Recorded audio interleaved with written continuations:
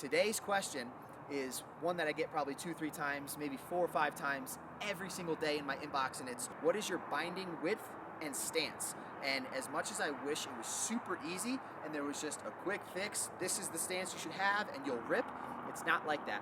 Everybody is a different height, everybody is a different weight, everybody has different issues with their hips and their knees and the way that their body is built. And my advice and my tips for everybody that asks me that is, what you're doing when you're snowboarding is you're standing in one spot locked in for however many hours you ride that day. Maybe it's 4, maybe it's 6. Either way, it's an insane amount of time.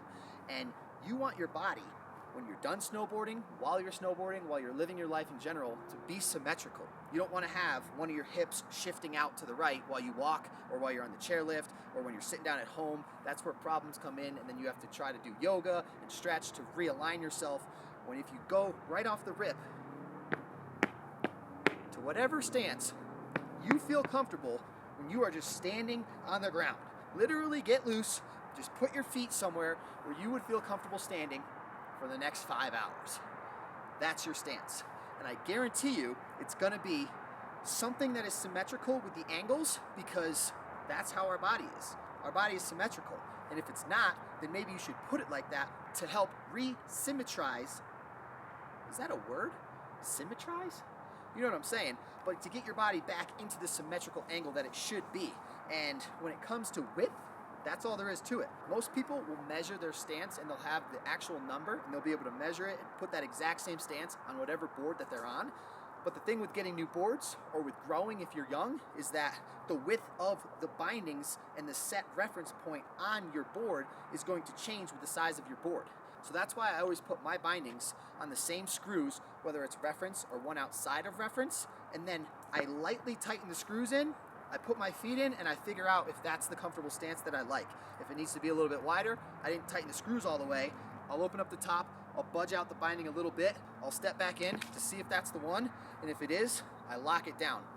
POW boards are different because sometimes they're asymmetrical and you want it to be set back and you might want your feet a little bit closer, but when it comes to width, please do yourself a favor. Figure out what is the most comfortable stance for you to be standing for a long period of time and set that up as your stance. When it comes to your binding angles, it's basically the same thing. Some people ride switch a lot more than others, and if you don't ride switch that much, you think that you kind of want your body to be facing downhill, so you'll put your back foot at 0. But eventually you're going to be riding switch, and even if you're riding regular, you still want that symmetry of your back foot to be parallel so that your hips and everything are in alignment when you're not snowboarding.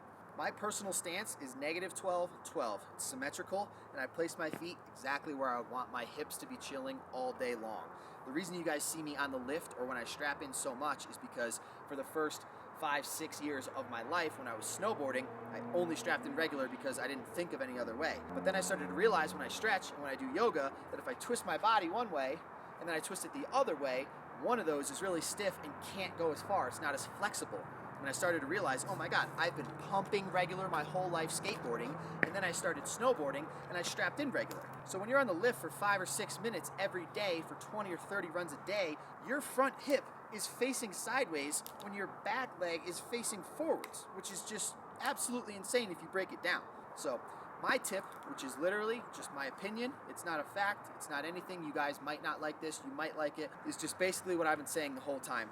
Find the stance that feels the best for you with your hip width and your weight and your body format, and then put your bindings at a symmetrical stance. Everybody has different opinions, everybody has different bodies, so maybe it works for you, maybe it doesn't, but that is personally what I do, and that is about to be it for this video. I'm going to try to drop more of these type of videos that are easy and to the point and knowledgeable in between the gnarly videos that I drop where we're shredding all day, so that I can be a better person because I can edit quicker, get better sleep, make food, eat nutrients, wake up early, and go and keep shredding. That way I can be the best that I can be to bring you guys the best content that I can bring you. Ultimately, that's the goal. We're trying to help you guys out, make you guys better riders, make you guys better people, while making myself a better person, improving my riding, and just all around keeping the stoke of this entire world through the roof. So send it to your friends. Let me know what you guys want to see. Let me know how I'm doing, and I will hopefully get back to you guys as often as I can. So much love. We'll see you guys tomorrow for the... Come here, girl. Come here. Come on. Come on. for the Nava dream. Come on, let's go.